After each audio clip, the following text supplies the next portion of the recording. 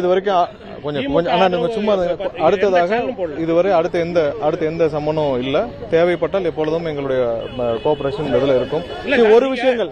ஒரு விஷயங்கள் நாங்க வந்து திரும்பவும் நான் வந்து இங்க சுட்டிக்காட்ட விரும்புறேன். அதாவது கடந்த முறை அமித்ஷா அவர்கள் தமிழகம் வந்த பொழுது எல்லாருக்கும் இதுல நீங்க நிறைய விஷயங்கள், நிறைய ஊடகங்கள், நிறைய வந்து நீங்க விவாதம் நடத்துறதுக்கான வாய்ப்புகள் நிறைய இருந்தது. கடந்த முறை அமித்ஷா அவர் வந்தபோது தமிழகத்துடைய பாரதிய ஜனதா கட்சியோட தலைவர் என்ன சொன்னார்?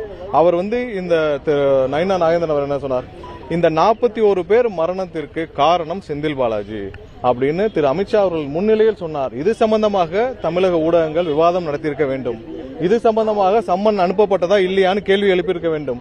இது சம்பந்தமாக அந்த சம்பந்தப்பட்ட நபர் கைது செய்தார் இல்லையான்னு கேள்வி எழுப்பப்பட்டிருக்க வேண்டும்.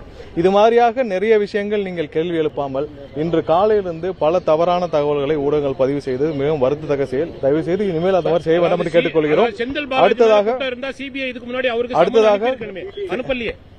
அடுத்ததாக அது நீங்க ஊடகம் தான் கேட்டுக்கணும். வேற ஏதாவது கேள்வி இங்கிலீஷ் இது ஃபர்தரா இது வரைக்கும் சம்மன் இல்ல, மற்றது ஊடகம் இல்ல.